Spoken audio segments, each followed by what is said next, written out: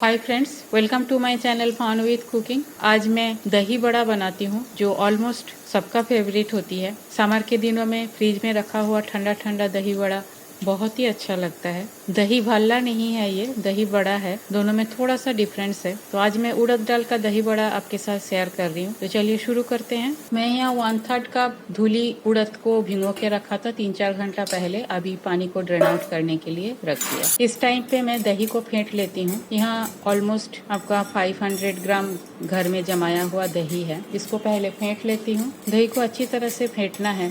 गुठली रहने से जब खाओगे दही बड़ा अच्छा नहीं लगेगा। अब मैं इसमें 3 चम्मच चीनी मिलाती हूँ। नॉर्थ इंडियन जो दही बड़ा होता है उसमें चीनी डाला जाता है। साउथ इंडियन का दही बड़ा में चीनी नहीं डाला जाता है, वो खट्टा होता है। थोड़ा सा हरी चटनी डालती हूँ, थोड़ा सा इमली और खजूर का चटनी डालती हूँ इसमें। 1 छोटी चम्मच ब्लैक पेपर पाउडर, रोस्टेड जीरा पाउडर, रॉक सॉल्ट अपने टेस्ट के अनुसार। अब इन सारी चीज़ों को अच्छी तरह से मिक्स कर लेती हूँ। ये हो गया है, इसको साइड पे अभी रख देती हूँ। उड़द दाल का पानी ऑलमोस्ट ड्रेन आउट हो गया है। अब इसको एक जार में डाल देती हूँ। इसको ग्राइंड कर लेंगे। पानी थोड़ा बहुत लगेगा, कितना लगता है वो मैं बाद में आपको बता देती हूँ। बिल्कुल फाइन पेस्ट नहीं करना है, थोड़ा सा रफ टेक्सचर इसका होना चाहिए। उड़द दाल को मैं ग्राइंड कर लिया। इसे एक बोल पे निकाल लेती हूँ। ग्राइंड करते वक्त मुझे 1 चम्मच और थोड़ा सा पानी डालना पड़ा था। कई लोग इसमें कुछ नहीं मिलाते, डायरेक्ट इसे पकोड़े बना लेते हैं, पर इसके अंदर भी कुछ मसाला जाना चाहिए। तो मैं यहाँ मीठी सोडा या बेकिंग सोडा डाल रही हूँ, थोड़ी सी कश्मीरी रेड मिर्च पाउडर और टेस्ट के लिए थोड़ा सा नमक। अब इसे अच्छी तरह से फेंट लेती हूँ मिनिमम 5 से 6 मिनट तक, क्योंकि जितना फेंटोगे उतना ही आपका बड़ा जो है सॉफ्ट होगा। बीच बीच में रुक जाना दोस्तों, नहीं तो हाथ में दर्द हो जाएगा। तो मैं इसे अच्छी तरह से फेंट लेती हूँ। दाल मेरा फेंटना हो गया। एक बार चेक कर लेती हूँ। पानी के अंदर थोड़ा सा डालते अगर ये ऊपर आ जाएगा, दैट मीन्स मेरा दाल फेंटना कंप्लीट है। देखिए एकदम तुरंत ही ये ऊपर ही तैरना शुरू कर दिया, दैट मीन्स ये मेरा प्रॉपरली चार्न करना हो गया है।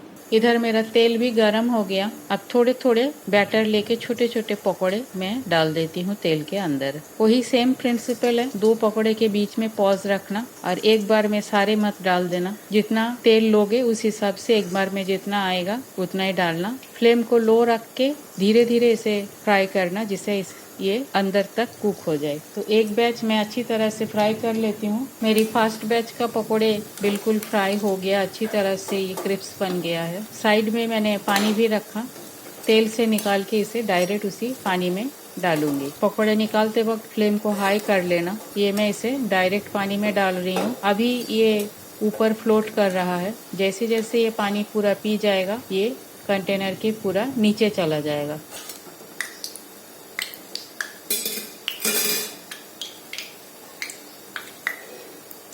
बाकी पकोड़े भी मैं डाल देती हूँ और इसे भी अच्छी तरह से फ्राई कर लेती हूँ। दूसरा बैच भी फ्राई हो गया है। इसे भी तेल से निकाल के डायरेक्ट पानी के अंदर डाल देती हूँ। सारे पकोड़े मेरा फ्राई होके पानी के अंदर चला गया। इसे मिनिमम हाफ एन आवर इस तरह से मैं रख दूंगी, जिससे पकोड़े अच्छी तरह से पानी पी ले। हाफ एन आवर हो गया है। कुछ बड़ा अच्छी तरह से पानी पी के नीचे बैठा है, तो उसी में से कुछ मैं निकाल लेती हूँ। पानी को स्क्वीज कर देती हूँ। बाकी बाद में बनाऊंगी, उसे पानी एब्जॉर्ब करने के लिए छोड़ देती हूँ। बड़े में से पानी निकाल लेना बहुत ज्यादा जरूरी है। जितना पानी अच्छी तरह से निकालोगे उसी जगह पे वो दही को एब्जॉर्ब करेगा। अब दही डालती हूँ। अच्छी तरह से ज्यादा अमाउंट में दही डालना है, जिससे बड़ा पूरा दही के नीचे रहे।